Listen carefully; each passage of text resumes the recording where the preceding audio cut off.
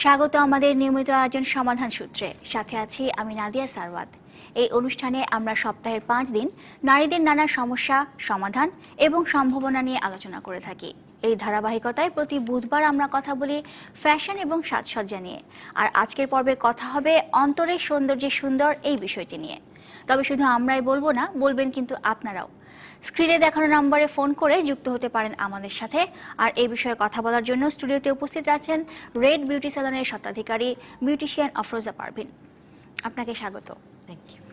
আমরা সবাই তো সবসময় সৌন্দর্য নিয়ে অনেক চিন্তিত থাকি, নানা রকম চেষ্টা করি কিভাবে নিজেদেরকে আরো বেশি সুন্দর করে তোলা যায়। কত যত্ন আত্মীর, কত চেষ্টা, তার শেষ নেই। কিন্তু সত্যিকার অর্থে কি যদি অন্তরের সৌন্দর্য না থাকে, তাহলে কি সত্যিকার অর্থে সুন্দর হয়ে ওঠা সম্ভব? একজন বিউটিশিয়ান হিসেবে আপনি কি মনে করেন? আর অন্তরের সৌন্দর্য বলতে আসলে আপনি কি বোঝেন?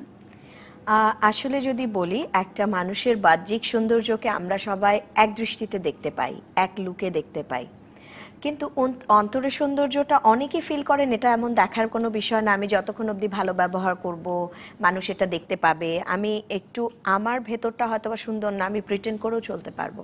বিষয়টা আসলে এমন না। বিষয়টা হচ্ছে অন্তরের সৌন্দর্য মানে ভেতরের সৌন্দর্যটা সব থেকে গুরুত্বপূর্ণ। আমার ভেতর কতটা সুন্দর সেটার উপরে কিন্তু আমার বাইরের সৌন্দর্যটাতে রিফ্লেক্ট করবে। আমার ভেতর কতটা সুন্দরভাবে আমি ক্যারি করছি সেটা দেখা যাবে তার চোখে, সেটা দেখা যাবে তার ঠোঁটে, সেটা দেখা যাবে তার হাসিতে। আমরা বাইরে হতে পারে, আমি একটা এক্সাম্পল দিই, হতে পারে একজন খুব সুন্দর করে সেজেছে এবং খুব সুন্দর শাড়ি পরেছে, খুব সুন্দর তার আউটফিট আছে বা সাজ সুন্দর আছে, তার ভেতরটাতে খুব একটা অশান্তি যাচ্ছে এবং যেটাতে সে ভালো ফিল করছে না। আমরা দেখব তার চোখটা ডাল হয়ে আছে, আমরা দেখব তার ঠোঁটের হাসিটা ম্লান হয়ে আছে। সে হাসছে, হয়তোবা সে হা হা করে হাসছে, সাউন্ড করে হাসছে, বাট সেখানে আমরা প্রাণ খুঁজে পাবো না। তার সৌন্দর্য ঠিক যতটা সে সেজেছে সেটাকে সে কোনোভাবে ফুটিয়ে তুলতে পারছে না, কেউ পারবে না। কিন্তু একটা মানুষ যদি তার ভেতরটা সুন্দর থাকে, যদি তার ভেতরটাতে কোনো সমস্যা না থাকে, ইট মিনস কোনো প্রবলেম না থাকে, এবং সে হয়তোবা অনেক সাজেও নি, সে হয়তোবা শুধু একটু লিপস্টিক পরে আছে, কিংবা এমন হতে পারে কিছুই নেই, হতে পারে মার্জিত একটা কাপড় পরে আছে, চুলটা হয়তোবা একটু এলোমেলো হয়ে বাতাসে উঠছে, দেখবেন তার সৌন্দর্য আলাদা। তার সৌন্দর্য এমনভাবে রিফ্লেক্ট করবে যেটা আমাদেরকে মুগ্ধ করবে যে মানুষটা এত সুন্দর। উনি হয়তো একটা মুচকি হাসি দিচ্ছেন কিন্তু সেটা দিয়ে ভুবন ভুলে যাচ্ছে। তো এই টোটাল বিষয়টা কিন্তু আসলে ইনার বিউটিটা, এবং এই ইনার বিউটি যার না থাকবে, ইনার বিউটিতে যার প্রবলেম থাকবে, আমরা একটু পরে সেটা শেয়ার করব কোথায় কোথায় কিভাবে রিফ্লেক্টেড হয়। এরপরে যদি তাহলে আপনাকে প্রশ্ন করতে চাই যে অন্তরের সৌন্দর্য আসলে ধরে রাখা কিংবা এটাকে যে আমরা নার্চার করব, আমরা কিভাবে আসলে অন্তরের সৌন্দর্যে সুন্দর হতে পারবো? অন্তরের সৌন্দর্যটাকে নার্চার করা বা ধরে রাখার ক্ষেত্রে আমাদের অনেকগুলো গুরুত্বপূর্ণ জায়গা আছে, এবং প্রতিটা জায়গায় কিন্তু নিজেকে প্রায়োরিটি দেওয়া, তাহলে ওই জায়গাটা সুন্দর হয়। কিভাবে? আমি সাপোজ ফিল করছি কোনো একটা বিষয়, আমি জেলাস, হতে পারে আমি জেলাস আপনার শাড়িটা দেখে, অনেক সুন্দর শাড়ি, এত সুন্দর ব্ল্যাক, এতগুলো কালার আছে, তো আমারটাতে তো এত কিছু নেই, তো আমার ভালো লাগছে না বা আমি ভালোভাবে নিতে পারছি না। তো এটা থেকে আমার মনোযোগ সরাতে হলে আমি হয়তোবা এখন সরিয়ে ফেললাম, আমাকে এখন কাজ করতে হবে। আমি পরক্ষণে বাড়িতে যেও এই জিনিস আমাকে ভোগাতে পারে, আমাকে মনে আনতে পারে পরের সপ্তাহে যখন আসবো। হ্যাঁ, না আসতে পারাটা হচ্ছে আমাদেরকে আস্তে আস্তে ডে বাই ডে খারাপের দিকে নিয়ে যায়। আর আমি যখন এটা থেকে বের হতে যাব তখন আমি কি করতে পারি? আমি প্রকৃতির কাছে যেতে পারি। হতে পারে আমি কারো গাছ পছন্দ হতে পারে, কারো পানি পছন্দ হতে পারে, কারো পাহাড় পছন্দ হতে পারে, যার যেটা পছন্দ। কারো হতে পারে মিউজিক শুনতে পছন্দ হতে পারে, কারো টেলিভিশন দেখতে ভালো লাগতে পারে, কারো হয়তো বা বন্ধুর সাথে গল্প করতে ভালো লাগতে পারে। যে কোনো একটা জায়গায় বসতে হবে যেটা আমাকে টানবে, যেখান থেকে আমি মনের খোরাকটা পাবো, খাদ্যটা পাবো, এবং আমি সেখানে বসে নিজেকে নিয়ে ভাববো, এনজয় করব। পুরোটা সময় আমার মধ্যে থাকবে যে আমি কেন আমাকে এই জিনিসটা কষ্ট দিয়েছে, এর থেকে অনেক সুন্দর প্রকৃতি, এর থেকে অনেক সুন্দর আমার বন্ধু, এর থেকে অনেক সুন্দর এটা, তাহলে আমাকে একটা সিম্পল শাড়ি, এটা কেন আমাকে কষ্ট দিবে, আবার কেন ভাবাবে? এটা ভাববারই তো কথা না। ওনার একটা এরকম সুন্দর শাড়ি আছে, আমারও একটা আছে, আমার ডিফারেন্ট কালার আছে। তো আমরা যদি নিজেকে বুঝতে পারি, নিজেকে জানতে পারি এবং নিজেকে চেনার চেষ্টা করি, তাহলে আসলে এগুলো থেকে আমরা বের হয়ে আসতে পারি এবং পরিচর্যা করতে পারি নিজের। আপনি ইতিবাচক চিন্তার কথা বলছেন, ইতিবাচক চিন্তার মাধ্যমে নিজেকে আরো সুন্দর করে ওঠার কথা বলছেন, কিন্তু যাদের আসলে নেতিবাচক চিন্তা রয়েছে, জি। আমি যদি সমস্যার কথাই বলি, অনেকে আসলে নেতিবাচক চিন্তা একটা কাঠামোতে আটকা পড়ে যায়, একটা চক্রে আটকা পড়ে যায়। একবার শুরু করলে হয়তো সেখান থেকে বের হয়ে আসতে তার কষ্ট হচ্ছে। কিন্তু এই নেতিবাচক চিন্তা থেকে তাহলে বেরিয়ে আসার উপায় কি, আর নেতিবাচক চিন্তার প্রভাব কিভাবে আমাদের বাইরের সৌন্দর্যকে ক্ষতিগ্রস্ত করছে? এটা থেকে বের হয়ে আসার প্রথম এবং প্রধান উপায় হচ্ছে, যিনি চিন্তা করছেন তাকে তার এমন কোনো একটা সার্কেলে, এমন কোনো একটা বন্ধু মহলে শেয়ার করতে হবে যে আমি এই প্রবলেমে আছি, তো আমি এটা থেকে বের হয়ে আসতে চাই। আগে নিজেকে বুঝতে হবে আমি আসলে প্রবলেমে আছি এবং আমি চিহ্নিত বের হতে করা, চাই। সমস্যাটা স্বীকার করা নিজের কাছে, হ্যাঁ, দেন হচ্ছে অন্যদের সঙ্গে শেয়ার করা। এবং তারপরে যখন আমি শেয়ার করব যে আমি আমার বন্ধুকে যদি বলি আমি এটা থেকে বের হতে চাই, আমি এটার মধ্যে আছি। আমরা কিন্তু জানি সৎসঙ্গে সর্ববাস, অসৎ সঙ্গে সর্বনাশ। যারা কথাগুলো বলেছেন তারা কিন্তু অনেক বুঝে বলেছেন, এবং আমরা প্রতিটা জায়গায় এই কথাগুলোকে দেখি যে হ্যাঁ, এই কথাগুলো আমরা সত্যভাবে প্রমাণ পেয়েছি। তো এখানে কি হয় যে আমি যদি একটা ভালো সার্কেলে মিশি, আমার যে সমস্যাটা আছে এটাকে আমি ওভারকাম করতে পারবো এবং আমি এটা থেকে বের হয়ে আসতে পারবো। আমি ওদের সহযোগিতা নিব। এখন আমি যে সার্কেলে আছি আমি বললাম, এবং তারপরে কি হলো, আমি সে আমাকে যেটা বলছে বা তারা ঠিক যেভাবে ভাবছে সেটাকে আমি ভাবছি ওদের থেকে আমি বেশি বুঝি। ওরা তো বুঝতে পারছে না, ওরা তো জায়গাটা নিয়ে ক্লিয়ার না, আমার তো কষ্ট অন্যখানে হচ্ছে, তো আমি কেন ওর কথাটা এটাকে এভাবে নিব? তখন আমি বের হতে পারবো না। আমাকে বের হতে হলে আমাকে মাথায় রাখতে হবে আমি একটা প্রবলেমে আছি, এই প্রবলেমটা ভালো না, এটা আমার হেলথের জন্য ভালো হচ্ছে না, এবং এটা আমাকে শান্তি দিচ্ছে না, প্রতি মুহূর্তে আমাকে অশান্তিতে রাখছে, আমার ভেতরটা কুড়ে কুড়ে খাচ্ছে, এবং আমি এখান থেকে বেরোতে চাই। তো আমি কিভাবে বেরোতে পারি? তো এটার জন্য না আমাকে খুঁজতে হবে, যদি আমি সার্কেল পাই তো ভালো, যদি আমি না পাই তাহলে আমার কাছে কাগজ কলম কিন্তু আছে। আমাদের সাথে একজন দর্শক যুক্ত হতে যাচ্ছেন, এই পর্যায়ে আমরা ফোনটি নিয়ে আসি। দর্শক, আপনার নাম বলে কোথা থেকে বলছেন জানান, এবং আপনার প্রশ্ন কিংবা পরামর্শের কথা আমাদের জানান। হ্যালো, আসসালামু আলাইকুম। ওয়ালাইকুম আসসালাম। আমি চিটাগাং হালিশহর ক্যান্টনমেন্ট থেকে বলতেছিলাম। জি আপু, আপনাকে স্বাগত আমাদের অনুষ্ঠানে। চাকরি বলতেছিলাম। আমি সবসময় অসুস্থ থাকি, বুঝছেন? একটা না একটা অসুস্থ আমি থাকি, কিন্তু আমার মনটাকে কখনোই সুন্দর করতে পারি না। সব দিক থেকে আমি সুখী, তারপরও কেন জানি আমি স্বাস্থ্যে পারি না। স্বাস্থ্যে গেলে মনে হয় আমি তো অসুস্থ, কোনো সময় হয়তো মারা যেতে পারি, কি থাকবো, মানে এই ধরনের একটা ফিলিংস আমার দিকে কাজ করে। তো আমার ক্ষেত্রে কি ধরনের টিপস দিচ্ছেন? আমি মনটাকে আগে ভালো করতে চাই, ঠিক আছে? জি, এটাই আমার প্রশ্ন। দর্শক, আপনাকে অনেক ধন্যবাদ। এই যে ঠিক আমরা যেটা নিয়ে কথা বলছিলাম, উনি বলছেন যে উনি চেষ্টা করেন, উনি সুন্দর থাকতে চান, কিন্তু একের পর এক অসুস্থতার কারণে উনি আসলে মানসিকভাবে বিপর্যস্ত, যার প্রভাব তার চেহারায় পড়ছে। ওনার যেটা হচ্ছে, ওনার ডিপ্রেশন হচ্ছে। ওনার ডিপ্রেশন আসছে যে আমি তো অসুস্থ, অসুস্থ মানুষ তো সুন্দর হয় না। কিন্তু উনি যদি ওনার থেকে অসুস্থ কাউকে দেখেন, আপনি যদি একজন ক্যান্সারের পেশেন্ট দেখেন, যে হয়তো অনেক সুন্দর, অনেক সুন্দর ছিল, এখন সে অনেক আগলি হয়ে গেছে, এবং তার সৌন্দর্যর কাছে আমি অনেক সুন্দর, তাহলে দেখবেন যে আপনার এই ডিপ্রেশন এক ঝাটকায় কেটে যেতে পারে। যে একটা মানুষ, আমি দেখেছি অসম্ভব সুন্দর একটা মুখ, ক্যান্সার হয়ে 5-7 বছরে এত মানে পচা দেখতে হয়ে শেষে সে মারা গেল। এবং ওটা দেখার পরে কারো, যদি ওই মানুষটার কাছে আমি যাই, তাহলে কারো ওই মানুষটাকে দেখার পরে মনে হবে না যে আমার তো ভালো লাগে না, আমি তো সুন্দর না, এটা মনে হবে না। এটার একটা জায়গা আছে যে উনি শুধু নিজেকে দেখছেন, আপনি নিজেকে দেখতে পাচ্ছেন, আপনি অসুস্থ এবং ওটাকে প্রায়োরিটি দিচ্ছেন। আপনি সুখী মানুষ, আপনার চারপাশে অনেক সুখ আছে, আপনার সংসারে কোনো অসুস্থতা নেই, সুস্থতা আছে, সব ভালো আছে, কিন্তু আপনি ফেস করছেন শুধু আপনাকে, শুধু আপনি আপনার কথা ভাবছেন।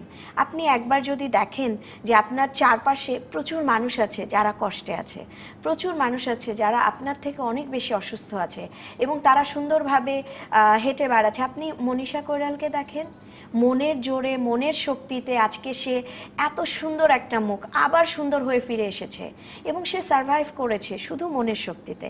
ডিপ্রেশন একটা মানুষকে আরও খারাপ জায়গায় নিয়ে যেতে পারে। কিন্তু মনের শক্তি একটা মানুষকে অনেক স্ট্রং করে দিতে পারে। তো ওনার ডিপ্রেশন কাটার জন্য আমার যেটা মনে হয়, ওনার পরিবারের মানুষকেও একটু সহযোগিতা করতে হবে। সে যে সুন্দর সেটাকে একটু বলতে হবে তুমি সুন্দর। হতে পারে যে সে একদিন শুধু একটু সুন্দর করে লিপস্টিক পরলো, এটাই সে তার হাজব্যান্ডকে জিজ্ঞেস করতে পারে, তার বাচ্চাদের জিজ্ঞেস করতে পারে, বলো তো আমাকে কি সুন্দর লাগছে। ওদের কিন্তু ভালো লাগবে এবং ওরা বলবে তোমাকে ভালো লাগছে। এই একটা ভালো লাগছে শোনার সাথে সাথে তার ভালো লাগবে এবং পরের দিন সে কাজল পরবে, তারপরের দিন হতে পারে সে একটু মাস্কারা পরবে এবং যখন তারা বলবে তোমাকে সুন্দর লাগছে, তুমি সুন্দর, এই কথাটুকুই কিন্তু তার আপনজনের কাছ থেকে সে শুনতে চাইছে। এবং আপনজন যখন এটা বলে, বন্ধুরা যখন এটা বলে, তখন না আমাদের কিন্তু ভাবায়, আমরা মিররের সামনে যে ভাবতে থাকি আমাকে কিন্তু সুন্দর লাগছে শুধু লিপস্টিকে, তাহলে মাস্কারাতেও লাগবে, তাহলে হয়তো বা কাজলেও লাগবে। এটা দিয়ে আমরা আমাদের মনের ট্রিটমেন্টটা করতে পারি, আত্মবিশ্বাস বাড়াতে হবে যে না আমি তো সুন্দর। আমরা কিন্তু একটা লাইন আমি বলতে পারি, আমরা প্রত্যেকে সেলফ সুন্দর, ইন্ডিভিজুয়াল, কারো প্রতিটা মানুষের ইন্ডিভিজুয়াল সৌন্দর্য আছে এবং সেই সৌন্দর্যটা যদি না থাকতো, এমন কে আছে যার বাড়িতে একটা মিরর নেই? কেউ যদি আমাকে বলতে পারে যে আমার বাড়িতে মিরর নেই কারণ আমি অসুন্দর, তাহলে আমি দেখতে কে না ভালোবাসে। আসলে সবাই আমরা দিন শেষে যখন নিজের চেহারাটা দেখি, ভালোবেসেই দেখি নিজেকে। এক্স্যাক্টলি, আমরা নিজেকে দেখে ফিল করি আমি সুন্দর। আমাকে কে সুন্দর বললো, কে অসুন্দর বললো, আমার কিছু যায় আসে না। কিন্তু আমি যদি বুঝি আমার চোখটা সুন্দর বা আমার শুধু আইল্যাশটা সুন্দর, তাতেও কিন্তু আমার সেলফ কনফিডেন্স থাকবে। আমার যদি হীনমন্যতা থাকে, আমার গায়ের রং কালো, কি হয়েছে? দুনিয়ার প্রচুর সুন্দরী আছে, বিশ্ব সুন্দরী আছে যাদের গায়ের রং কালো, তারা কি সুন্দর করে ক্যারি করছে, তাহলে ওয়াই নট মি?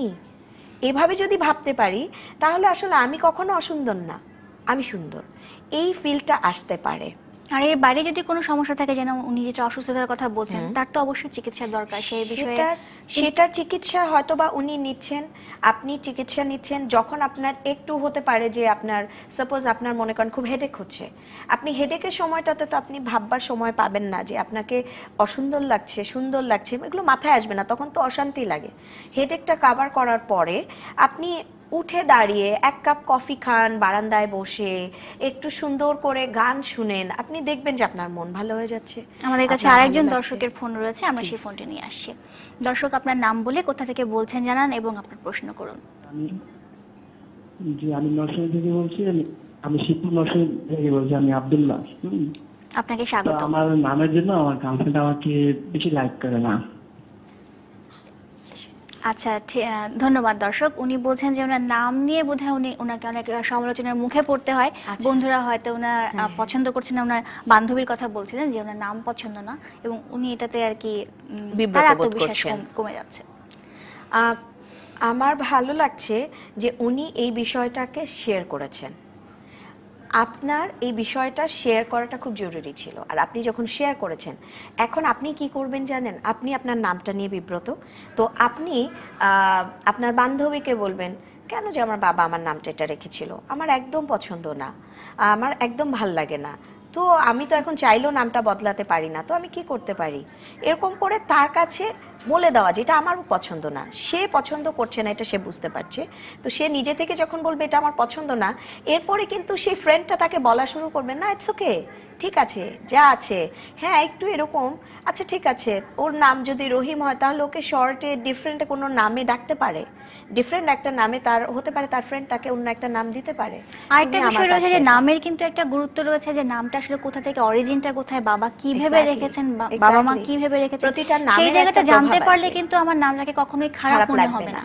আর প্রতিটা নামের একটা প্রভাব আছে সেই মানুষটার উপরে। ছোট থেকে আমি সেই নামটা নিয়ে বড় হই, ওটা কিন্তু আমার ব্যক্তিত্বের উপরও প্রভাব পড়ে। আমার রিকগনাইজেশন, এটা আমার রিকগনাইজেশন, এটা আমার জন্য লজ্জার না, এটা আমার জন্য অহংকারের হোক না নামটা।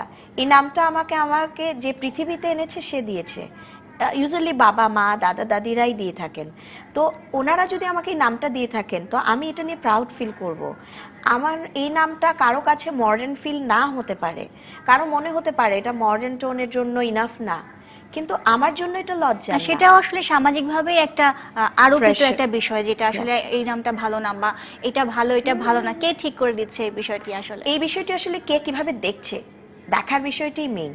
আমি কিভাবে দেখছি একই বিষয়, একটা মগ আপনি কিভাবে দেখছেন, আমি কিভাবে দেখছি। সৌন্দর্যের সংজ্ঞার ক্ষেত্রেও তাই, Same একটা thing. ফুল হয়তো আমার কাছে গোলাপ পছন্দ, কিন্তু আপনার কাছে না অন্য একটি হতে ফুল। পারে। আমরা এই বিষয়ে আরো আলোচনায় ফিরবো, আমাদের একটা বিরতি নেবার সময় হয়ে গেল। দর্শক দেখছেন সমাধান সূত্র, একটা বিরতি নিচ্ছি, ফিরছি একটু পরেই, সঙ্গে থাকুন। স্বাগত আর একবার ডিবিসির নিয়মিত আয়োজন সমাধান সূত্রে।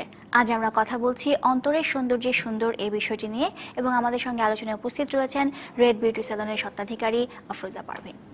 আমরা কথা বলছিলাম যে অন্তরের সৌন্দর্য কিভাবে বাইরের সৌন্দর্যকে প্রভাবিত করে, এবং নেতিবাচক চিন্তার কি প্রভাব আসলে বাইরের সৌন্দর্যে পড়ে। আপনি একজন বিউটিশিয়ান হিসেবে আপনার কাছে কিন্তু অনেকেই অনেক রকম সংকট নিয়ে আসেন, চোখের নিচে ডার্ক সার্কেল কিংবা চুল পড়ে যাচ্ছে। অনেক ক্ষেত্রে এটার পেছনে কিন্তু এই যে নেতিবাচক চিন্তা কিংবা এই যে অন্তরের সৌন্দর্যের ঘাটতি, সেটাই তো থাকে। আপনার কি মনে হয়? সেটি সবসময় থাকে। যখন একজন আসছে, আমি আগে দেখতে সুন্দর ছিলাম, এখন আমার রিঙ্কলস পড়ে যাচ্ছে, আমার চোখে ডার্ক সার্কেল পড়ে যাচ্ছে, আমার এই সমস্যা হচ্ছে, চুল পড়ে যাচ্ছে, অনেক ধরনের সমস্যা নিয়ে আসে, যেগুলোর একটাই কারণ যে সে খুব টেনশন নিচ্ছে, স্ট্রেস নিচ্ছে লাইফে, ঘুমাচ্ছে না ঠিকভাবে ফুড হ্যাবিটটা ঠিক নেই। তো তখন তো তার আসলে একটা একটা করে প্রবলেম আসতে থাকবে।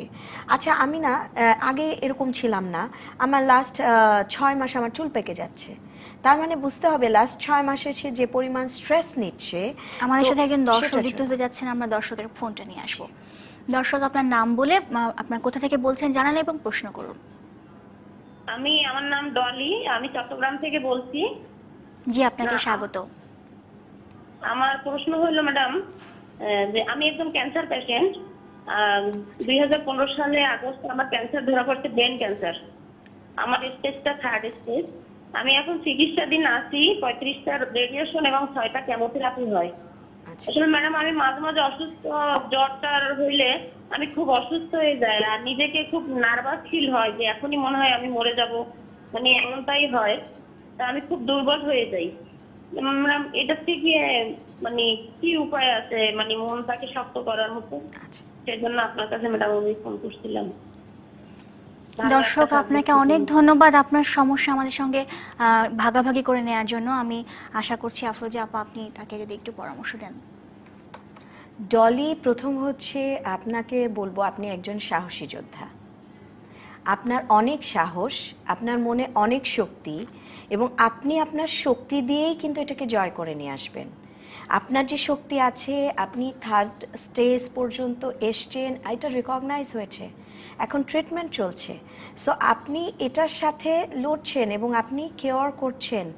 এটা যদি এমন হয় যে আমি কখন মারা যাব, যে কোনো সময় একটা মানুষ ধূপ করে মরতে পারে না, এটার জন্য একটা সময় আছে যেটা আপনি জানতে পারবেন, আপনাকে এটা জানানো হবে। সো এটার জন্য কিছু না, আপনি এনজয় করেন প্রতিটা দিন, প্রতিটা মিনিট, প্রতিটা মুহূর্ত। আপনি এটা ভাববেন না যে কাল আমি মরে যাব, তাহলে কি হবে, আপনার আজকেরটাও নষ্ট হয়ে যাবে। আপনি ভাবেন আজকে আল্লাহ আমাকে বাঁচিয়ে রেখেছে, আমি ট্রিটমেন্ট পাচ্ছি, আমি আছি, এবং আমি এই মুহূর্তটাকে এনজয় করতে চাই। শুকর আলহামদুলিল্লাহ, আমি এই সময়টা আছি, আমি আমার সাথে আছি, আমি আমার সন্তানের সাথে আছি, আমি আমার পরিবারের সাথে আছি। সো আমার এই সময়টুকু ওদের সাথে গল্প করলে আমার ভালো লাগছে। আপনি গল্প করেন, আপনার বেড়াতে যেতে ইচ্ছে করছে, আপনি একটু ঘুরতে যান, আপনি ওদের সাথে ভালো একটু খাবার খান, একটু নিজের মতো করে ওদের সাথে সময়টাকে উপভোগ করেন। আপনার যাকে পছন্দ তার সাথে আপনি সময়টা কাটান, এবং আপনি প্রতিটা মুহূর্ত কোন কোন জায়গায় আপনি বসলে, কথা বললে, কি করলে আপনার ভালো লাগে, সো আপনি সেই কাজগুলো করবেন। এবং আপনি সেই সময়টাকে, সেই মিনিটটাকে ঘড়ি দেখেও যদি আপনি এনজয় করেন, আপনি দেখবেন আপনার লাইফ অনেক লম্বা, আপনি অনেক ভালো আছেন। এটাই আপনার মনের সব থেকে বড় শক্তি আসবে।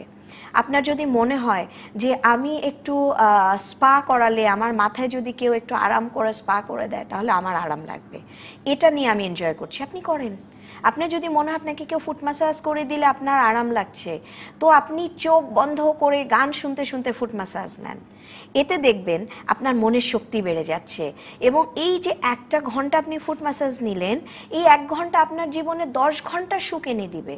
তাহলে আপনি সেই সুখটাকে এনজয় করেন। আপনি এটা ভাবেন না যে আপনি কখন, আমরা প্রত্যেকে মরবো ডলি, এমন হতে পারে এই সেট থেকে বের হওয়ার আগে আমি মারা যেতে পারি। এমন হতে পারে আমার বাড়িতে পৌঁছানোর আগে আমি মরে যেতে পারি। শুধু এটা কি যে আমার কোনো রোগ আমি জানি না সে কারণে? হতে পারে আমার ভেতর এমন কোনো রোগ আছে আমি জানি না, আমি দরজা থেকে বের হওয়ার আগে মারা যাব। আপনি জানেন, তো ইউ আর সেফ, যে আপনি জানেন, আপনি ওষুধ নিচ্ছেন এবং আপনার জন্য সময় আছে। আর আমাদের তো সেই সময়টুকুও নেই। শুধু আপনি যদি এভাবে ভাবেন তাহলে দেখবেন জীবন অনেক সুন্দর, জীবন অনেক সুন্দর, অনেক মায়াময়, এবং এই সৌন্দর্যটুকু উপভোগ করেন। কাল তো আমিও মরবো, আপনিও মরবেন। তাহলে সেই কালটা কে দেখেছে? না আপনি দেখেন, না আমি দেখি, না আমরা কেউ দেখতে পাই।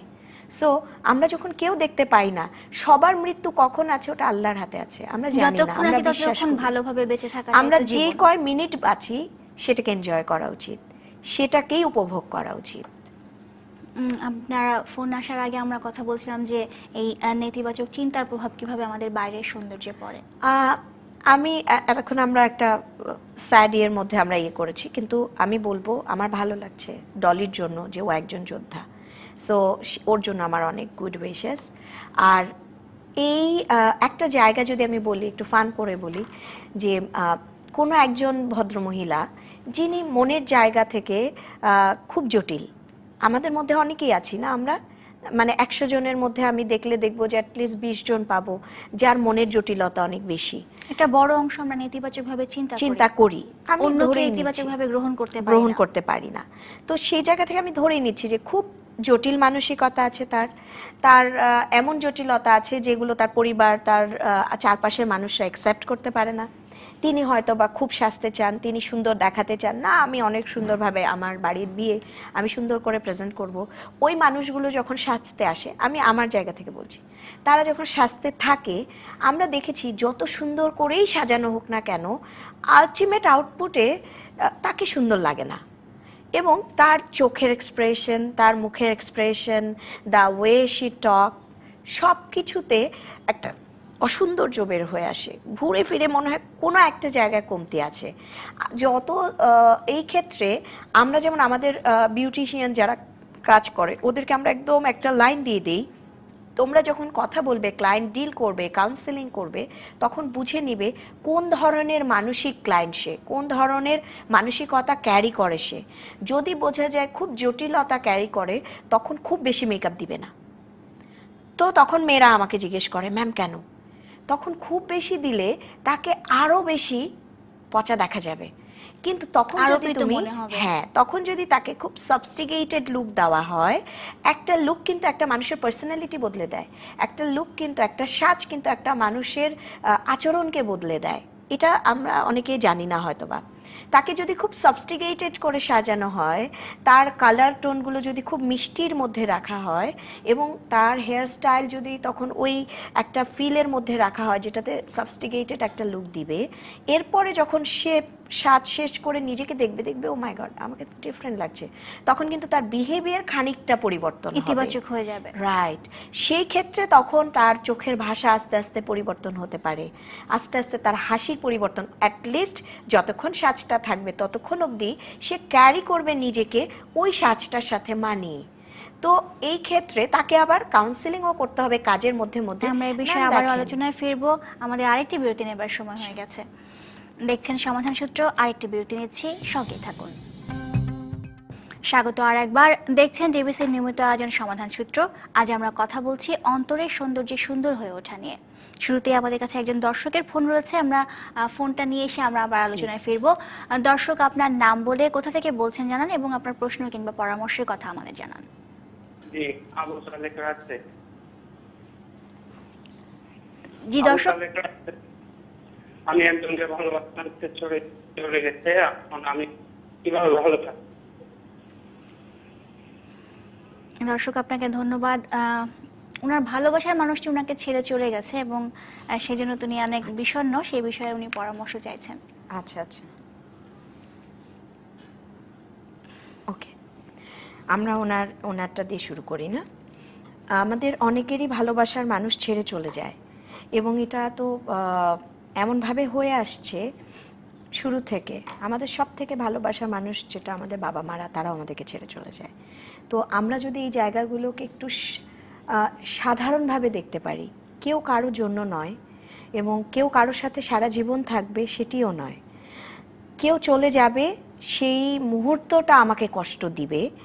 সেটা হতে পারে কাউকে হয়তো বা 2 বছর কষ্ট দিবে, কাউকে হয়তো বা 4 বছর কষ্ট দিবে, কাউকে হয়তো বা 10 বছর কষ্ট দিবে, কিংবা আজীবনের কষ্ট নিয়ে আজীবন বেঁচে কষ্ট থাকবে, থাকবে, তাহলে আসলে কিন্তু জীবন যাপন করে যেতে হবে। সেই কষ্টটাকে ওভারকাম করতে হবে।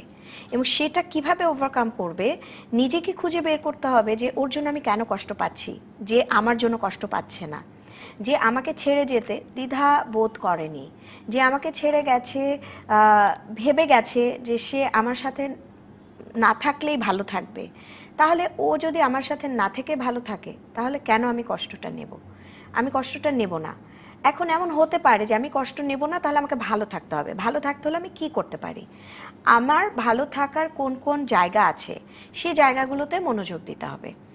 আর সে যখন ভালো থাকছে আমাকে ছাড়া, আমার যদি কিছু কিছু সময়, কিছু কিছু মুহূর্তে তার কথা মনে আসে, তো আমি মনে করব। কারণ আমার ভালো লাগার মানুষ, আমি তাকে মনে করতেই পারি। আমার ভালো লাগার মুহূর্তকে আমি মনে আনতেই পারি, স্মৃতিটাকে ধরে রাখতেই পারি, এবং সেটা পজিটিভ ওয়েতে। এবং পজিটিভ ওয়েতে যখন আমি ধরে রাখবো, তখন তার প্রতি আমার একটা রেসপেক্ট জন্মাবে, এবং ওই রেসপেক্টটা আমাকে সারা জীবন আমার ভালোবাসাকে আমার কাছে সম্মানের জায়গা দেবে। তা না হলে এটা নোংরা জায়গায় চলে যাবে, এবং সেটা করা উচিত না। এবং সেটা কিন্তু তার থেকে বেশি কষ্ট আমি পাবো যদি আমি এটাকে নোংরা জায়গায় নিয়ে যাই। সো সেই ক্ষেত্রে আমি এটাকে নোংরা জায়গায় নেব না। আমাদের সঙ্গে আরেকজন দর্শক যুক্ত হতে যাচ্ছেন, আমরা সেখানে যাচ্ছি। দর্শক, আপনি নাম বলুন, কোথা থেকে বলছেন জানান, এবং আপনার প্রশ্ন কিংবা পরামর্শের কথা জানান। আমি তামিম নরসিংদী থেকে বলছি। তো আমি আপনাকে স্বাগত তামিম, আপনার প্রশ্নটি করুন। আমার প্রশ্ন হচ্ছে যে আপনার আজকে দেখতে পাচ্ছি যে অন্তরে সুন্দর সুন্দর এক সমস্যার নাম, তো অন্তরে সুন্দর যে সুন্দর কিভাবে হওয়া যায়, এটাই আমার প্রশ্ন। দর্শক, আপনাকে ধন্যবাদ। আমরা আসলে এই প্রশ্ন নিয়ে কথা বলছিলাম যে আসলে অন্তরের সৌন্দর্যটা আসলে কি, এবং কোন কোন বিষয়গুলো থাকলে আসলে আমরা বলতে পারি যে আমরা অন্তরের সৌন্দর্য সুন্দর। আমার মনে হয় কি, কোন কোন আমাদের অনেক কিছু আছে যেটা অন্তর্যের সৌন্দর্য। আমরা যদি বলি কেউ মন খুলে কথা বলতে পারে, এটা অন্তরের একটা সৌন্দর্য। যদি আমি বলি সে মন খুলে হাসতে পারে, এটা একটা সৌন্দর্য। আমরা যদি দেখি কেউ মন খুলে দান করতে পারে, এটা একটা সৌন্দর্য। মানে হচ্ছে উদারতার একটা বিষয় যদি কারো থাকে, সে প্রতিটা জায়গা থেকে সে কিন্তু তার উইন্ডোগুলো ওপেন করে দিতে পারে, সুন্দর হয়ে উঠতে পারে। কয়েকটা বিষয় আছে, অল্প কিছু বিষয় আছে যেগুলোর জন্য আমরা অসৌন্দর্য হই, আমাদের মধ্যে এটা শুরু করে, জমতে শুরু করে। সেটা যদি আমরা বলি, তাহলে ওই জিনিসগুলোকে যদি আমাদের লাইফ থেকে আমরা সরাতে পারি, তাহলেই আসলে মনের সৌন্দর্য, ভেতরের সৌন্দর্য চলে আসবে। যদি আমরা বলি কনফিডেন্সের অভাব, ল্যাক অফ কনফিডেন্স, সেটা হতে পারে যে আমার আত্মবিশ্বাসের যদি ঘাটতি থাকে, তাহলে আমার সৌন্দর্য থাকবে না ভেতরে। এটা একদম প্রথম এবং প্রধান। দ্বিতীয় হচ্ছে শারীরিক অসুস্থতা, একটা বিষয় আমরা যে শুনলাম, আমাদের কয়েকজন দর্শক ফোন দিলেন, শারীরিক অসুস্থতা একটা বড় বিষয়। এটা মনের উপরে প্রভাব ফেলে, কিন্তু এটা আমরা ওভারকাম করতে পারি। আমার যদি শারীরিক অসুস্থতা হয়, তাহলে আমি আমার এমন কোনো একজনকে ফোন দিব, যার সাথে কথা বলবো বা যার সাথে শেয়ার করব, যার সাথে 2 মিনিট কথা বলে আমার মন ভালো হয়ে যাবে। সো আমি আমার সুস্থতার দিকে নজর রাখতে পারি, তবে এটা লম্বা সময় ক্যারি করে না। এরপরে আসি, যেটা বেশি ক্যারি করে, সেটা হচ্ছে জটিলতা, জেলেসি। একটা জটিলতা ভালো দেখতে না পারা যায়। হ্যাঁ, আমি কেন আপনাকে দেখতে সুন্দর লাগবে, একই সেটে দুজন বসে আছি, আপনাকে বেশি সুন্দর লাগবে, আমাকে সুন্দর লাগবে না, তাহলে কি হবে? আমার এই জটিলতা তো থেকে যাবে, ডে বাই ডে আরও হবে। কালকে আরেকজনের সাথে জটিলতা ক্রিয়েট হবে, পরশু আমার সংসারে শুরু হবে, তারপরের দিন আমার কাজের জায়গায় শুরু হবে। প্রতিটা জায়গায় এই জটিলতা তৈরি হতে থাকবে। কিন্তু এটাকে যদি আমি একটু উদারতার সাথে চিন্তা করি, যে আচ্ছা উনি ওনার স্ট্রাকচার, ওনার হাইট, ওনার ওই মিলে তো সে ঠিক আছে, তার বাবা লম্বা ছিল, তার এটা ছিল, যে কারণে সে লম্বা হয়েছে, আমি শর্ট হয়েছি, তো কি হয়েছে? আমার জটিলতা কিন্তু আমি কাটাতে পারি। আচ্ছা আমার যদি ওনার হাইটটার সাথে আমার হাইটটা পারছে না, তো আচ্ছা ঠিক আছে, ওনার থেকে মনে হয় আমার চোখটা একটু বেশি সুন্দর। আমি যদি এভাবে নিজেকে সমাধান দেই, তাহলে জটিলতাগুলো কাটিয়ে উঠতে পারি আমি। আর আমাদের বেশিরভাগ মানুষের সমস্যা হয় জটিলতা আমরা কাটাতে পারি না, এবং অনেক বেশি নিজেকে নিয়েই থাকি, অনেক বেশি নিজের কথা ভাবি। এটা হচ্ছে স্বার্থপরতা, আমিত্ব। যে আমি এই আমিত্ব থেকে বের হতে হবে, এটা বের হওয়া খুব জরুরি। যদি আমরা আমিত্ব থেকে বের হতে পারি, তাহলে আমরা জীবনে অনেক কিছু করতে পারি। শুধু আমাকে ভাবছি, এই বিষয়টা অনেক জটিলতা তৈরি করে। একটা আরেকটার সাথে রিলেটেড, এবং প্রতিটা জিনিসই কিন্তু এক জায়গায় ঠিক একইভাবে মানে ক্রিয়েট করছে সমস্যাগুলো। আমিত্ব যদি আমি ভুলতে পারি, তাহলে যখন আমি আমরাতে যেতে পারবো, আমাদের মধ্যে যেতে পারবো, তখন আমার জটিলতা আসবেই না। কি হয়, এ কারণে আমরা বলি জয়েন্ট ফ্যামিলিতে বাচ্চা মানুষ করলে বাচ্চা ভালো হয়, কারণ ও শিখবে শেয়ারিং, ও শিখবে কেয়ারিং, ও শিখবে কিভাবে একসাথে সবাই মিলে একটা খাবার একসাথে সবাই মিলে খাওয়া যায়। ওইটাই যখন আমি আমার বাচ্চা একা মানুষ করব, তখন ও শিখবে এটা শুধু আমার, আমি খাবো। ওর কাজের জায়গায় যখন ও যাবে, তখন ওখানে শেয়ার করতে পারবে না। ওর যে কোনো এনভায়রনমেন্টে যখন যাবে, ও পারবে না, এবং ওর জটিলতা তৈরি হতে থাকবে। নিজের ভালো অনুভূতিগুলোকে চর্চা করা এবং তার মাধ্যমে আসলে সৌন্দর্যকে আরো বেশি উদ্ভাসিত করার যে চেষ্টা করা। আরেকটা বড় জায়গা আছে অহংকার, অহমিকাবোধ, যেটা আমাদেরকে সব থেকে বেশি কুড়ে খায়। লক্ষ্য করতে হবে, যেসব মেয়েরা সুন্দর বা যেসব ছেলেরা সুন্দর, ওদের একটা ভাবই থাকে স্নবিশ, যে আমি সুন্দর, মানে আমার অহংকারটা আছে, যার জন্য হয়তো আমরা দূরে সরে যাই, আমরা তার কাছ থেকে সরে যাই, আমরা তার কাছে যাই না, আমরা কাছে যেতে পারি না। এমন অনেক সুন্দরী আছে, এমন অনেক সুন্দর নর আছে যার কাছে মানুষ নেই, যার কাছে প্রাণের বন্ধু নেই, এবং তারা জীবনে সব থেকে বেশি ফ্রাস্ট্রেটেড হয়, তারা জীবনে ডিপ্রেসড হয়, তারা জীবনে ভুল পথে বেশি যায়। রিজন হচ্ছে ভালো মানুষগুলো তো তার অহংকার দেখার জন্য তার সাথে যাবে না। হয়তোবা কেউ না কেউ চেষ্টা করবে, তাকে বোঝাবে, হয়তোবা খানিকটা যে নিজের আত্মসম্মান বোধকে ফেলে দিয়ে তার কাছে যেতে পারবে, সে হয়তোবা যাবে, কিন্তু সেক্ষেত্রে এটা সৌন্দর্যকে হানি ঘটায়। আমরা আশা করব আমরা আসলে দুটি সৌন্দর্যকে সমন্বয় করে প্রকৃত অর্থে সুন্দর হয়ে উঠবো। আজকে আমাদের আলোচনা এখানেই শেষ করতে হচ্ছে। এই ছিল আজকের সমাধান সূত্রে। ডিবিসির সঙ্গেই থাকুন 24 ঘন্টা।